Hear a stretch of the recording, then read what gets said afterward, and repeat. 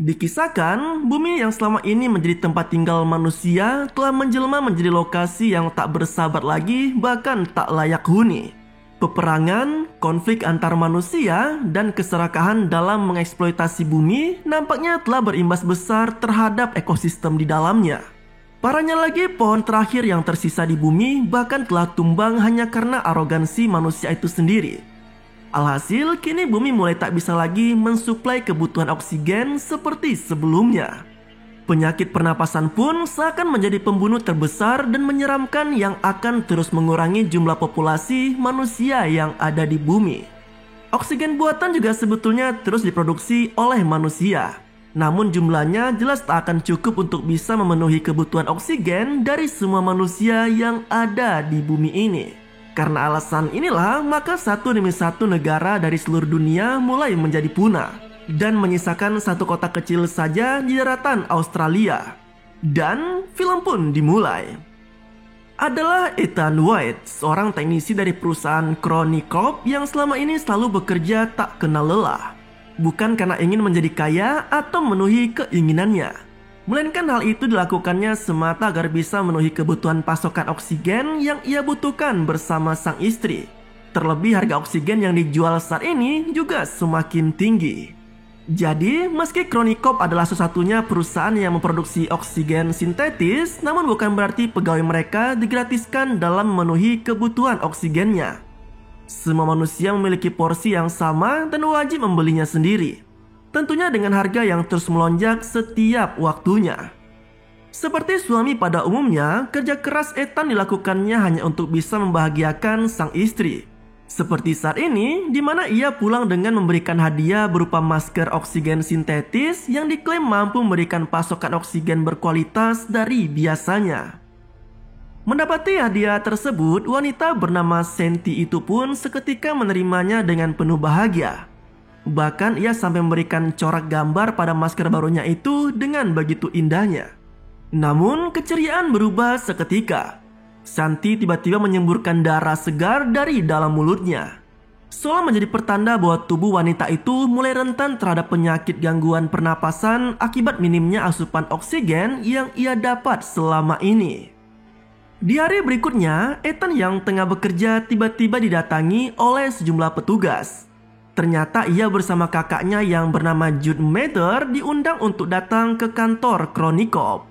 Di tempat itulah Ethan dan Jude disambut oleh Regina Jackson yang merupakan kepala teknologi penelitian partikel di perusahaan tersebut. Regina mengungkapkan bahwa saat ini pihak Crony Corp agaknya tak akan mampu memenuhi kebutuhan oksigen terlalu lama.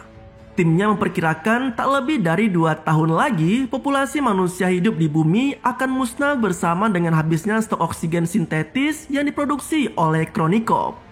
Karena alasan itulah, Regina meminta Ethan untuk menjalankan tugas penting yang diklaim bisa memberikan harapan hidup baru bagi manusia. Meski awalnya sempat ragu, namun mengingat kondisi istrinya yang butuh kehidupan lebih baik, Ethan pun akhirnya menerima tugas tersebut.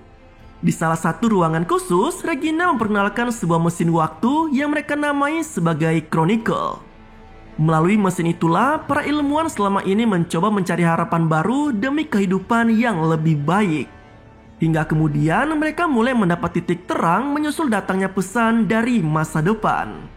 Secara mengejutkan, pesan yang dikirim dari 407 tahun di masa depan itu ternyata meminta Ethan White untuk datang ke tahun tersebut melalui Chronicle.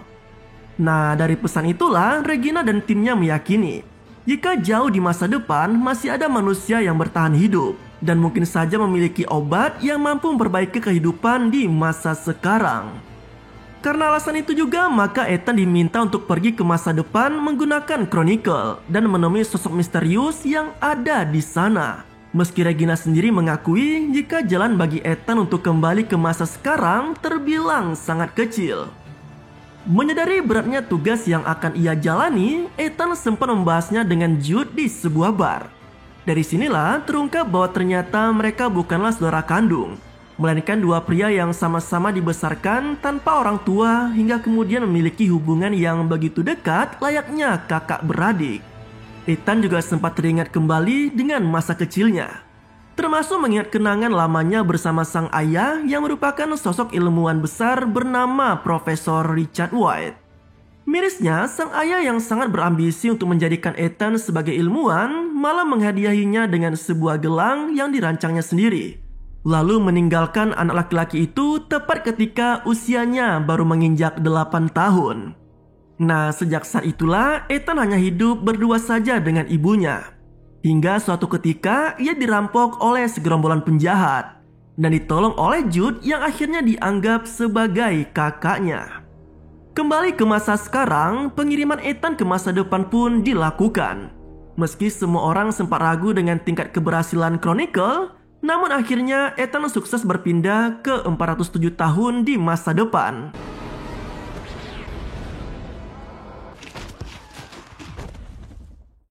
Dengan penuh takjub, Ethan yang sejak lahir tak pernah melihat tanaman secara langsung, kini malah berada di tengah hutan yang sangat lebat. Namun, sayangnya pendaratan yang kurang mulus telah menghancurkan perangkat yang telah membawanya dari Chronicle, kecuali RC atau perangkat komunikasi yang dibekali kepandaian artifisial. Melalui perangkat kecil itulah, Ethan akhirnya menemukan sebuah bangunan yang tak jauh dari lokasinya saat ini. Di tempat tersebut, Ethan tak hanya dibuat terkesima oleh adanya bekas tanda kehidupan saja, melainkan juga dibuat kaget karena ia mendapati bangkai manusia dengan bekas luka tembak di tengkoraknya. Tak hanya itu, perasaannya juga semakin berkecamuk karena ternyata mayat tersebut adalah dirinya sendiri. Seolah menjelaskan bagaimana nasibnya kelak yang akan berakhir tragis sebagaimana mayat yang ia temukan itu. Anehnya, Ethan juga mendapati gelang di mayat tersebut yang ternyata telah berubah. Dari lampu yang sebelumnya berwarna merah telah menjadi hijau di masa sekarang. Ia juga menemui RC dalam kondisi yang sangat lusuh. Sontak Ethan pun dengan segera menyalakannya seraya ingin mengetahui apa yang telah terjadi dengan dirinya sebelum tewas. Dalam rekaman RC terdengar suara Ethan dan Jude yang tengah bertengkar serius. Namun tak ada kejelasan yang pasti dari perselisihan dua kakak beradik itu, karena kemudian RC pun kehabisan dayanya. Malam hari pun tiba. Kini Ethan yang tak memiliki pengetahuan survival terpaksa harus bertahan hidup di tengah hutan sendirian. Sialnya, ia yang sudah sangat kelaparan malah memakan buah beracun yang membuatnya terkapar seketika. Namun keberuntungan nampaknya masih berada di pihak Ethan. Ia tiba-tiba didatangi oleh seorang misterius, dan ternyata sosok tersebut adalah Jude. Setelah tersadar, Jude menjelaskan bahwa ia datang karena kekhawatirannya pada nasib Ethan. Karena alasan itulah, maka ia pun nekat menggunakan Chronicle untuk menyusul sang adik ke masa depan.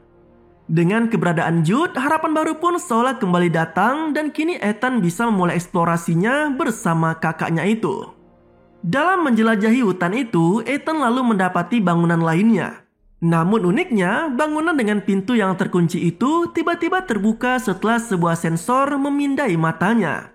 Seolah bangunan tersebut memang dirancang khusus untuk menantikan kedatangan Ethan di sana. Yang lebih mengejutkannya lagi, sebuah komputer juga aktif melalui gelang yang dikenakan Ethan selama ini. Nah, dari sinilah terungkap bahwa gelang pemberian sang ayah ketika Ethan masih kecil ternyata adalah kunci baginya untuk mengakses mesin waktu yang juga ada di tahun tersebut.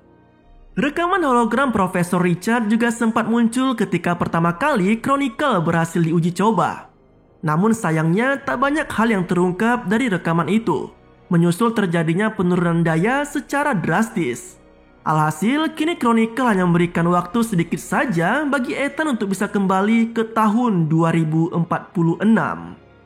Tak mau menyerah begitu saja, Ethan dan Jude segera mencari siapa sosok yang telah mengirim pesan dari masa depan sebagaimana yang sempat diperlihatkan Chronicle di tahun 2046. Namun, betapa terkejutnya mereka setelah mendapati pemandangan kota yang telah terbengkalai dan dipenuhi oleh banyak tumbuhan liar, termasuk tulang mayat Santi dan para penduduk di sana. Fakta mengejutkan juga turut datang dari RC. Perangkat pintar yang sempat ditemukan Ethan di masa depan itu ternyata malah mengungkapkan kejadian sesungguhnya tepat sebelum Ethan tewas. Dalam rekamannya terdengar jelas pertikaian yang terjadi antara Ethan dan Jude. Namun sayangnya semua itu berakhir setelah Jude dengan tega menembak mati adiknya sendiri dengan begitu mengerikan. Rekaman itu nampaknya telah benar-benar mengganggu pikiran Ethan. Bahkan ia yang telah kembali ke mesin waktu pun sempat memutar lagi rekaman lama sang ayah. Dalam rekaman hologram inilah terungkap bahwa Richard sempat berselisih tenggang dengan Regina, di mana pemimpin Chronicle itu memaksa Richard agar menggunakan Chronicle sebagai portal untuk menteleportasi semua orang ke masa depan. Harapannya sudah pasti agar semuanya bisa selamat dan mendapatkan hidup yang lebih baik. Namun berbeda dengan Richard, ia yang merasa ide Regina bukanlah solusi untuk masalah di masa itu justru menolaknya mentah-mentah. Terlebih ia juga tahu betul resiko yang akan dihadapi umat manusia apabila nekat melakukan teleportasi secara masif. Alasan ini juga yang mendorong Richard untuk merancang gelang khusus bagi Ethan sebagai akses satu-satunya untuk membuka portal dari mesin waktu itu. Adu mulut antara Regina dan Richard pun terjadi. Hingga akhirnya pemimpin Chronicle itu pun dengan tega menembak mati profesor tersebut.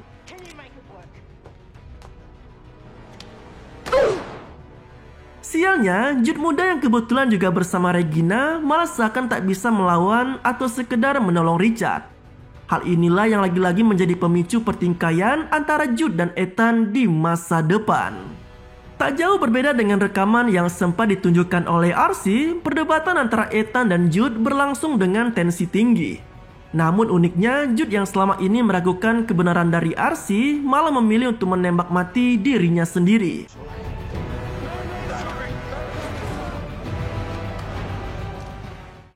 Meski sangat menyesakan, namun kematian Jude agaknya telah menyadarkan Ethan tentang apa yang harus dilakukannya. Terutama terkait niatnya untuk memberikan kehidupan yang lebih baik kepada manusia di tahun 2067. Sementara itu, Regina dan timnya terlihat tengah menyiapkan beberapa orang yang akan dikirim ke masa depan. Tentunya sesuai dengan aba-aba yang diberikan oleh Ethan. Namun, siapa sangka cuy, portal mesin waktu yang terbuka hanya beberapa detik itu malah dimanfaatkan oleh Ethan dengan sangat baik. Pria tersebut tidak memberikan kesempatan sedikit pun bagi manusia untuk menuju ke masa depan hanya demi memperoleh kehidupan yang lebih baik secara instan. Ethan justru mengirimkan ratusan tumbuhan dari masa depan ke tahun 2067. Tujuannya sudah pasti adalah agar dunia bisa beregenerasi dan memulihkan kehidupan makhluk hidup di dalamnya.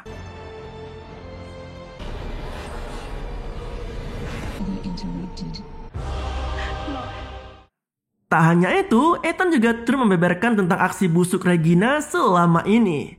Melalui rekaman hologram Chronicle itulah, wanita tersebut akhirnya dibekuk oleh polisi. Sementara itu di sisi lain, Ethan juga mengirimkan sepucuk bunga kepada Santi, seolah menjadi penanda betapa besar rasa cintanya pada sosok wanita tersebut. Nah, di akhir film, terlihat Ethan yang baru saja selesai menguburkan mayat Jude yang ada di sana. Namun hal mengejutkan malah terjadi. Ia yang sebelumnya sempat mempertanyakan perihal mayat dirinya dengan luka tembak di kepala malah kini tak mendapati mayat itu lagi. Tak sampai di situ saja, Ethan juga ternyata mendapati pemandangan indahnya perkotaan di masa depan yang sebelumnya sempat terlihat sangat terbengkalai. Seolah menjelaskan bahwa keputusan yang diambil Ethan telah berdampak sangat besar terhadap perubahan dunia menjadi lebih baik di masa depan. Dan film pun berakhir dengan begitu santuy. Nah, itulah alur cerita dari film berjudul 2067 yang rilis tahun 2020. Kalau sobat suka dengan kisah-kisah seperti ini, sobat bisa banget nih aktifkan lonceng notifikasi untuk menonton video-video keren kami selanjutnya. Terima kasih telah menonton, sampai jumpa pada video selanjutnya.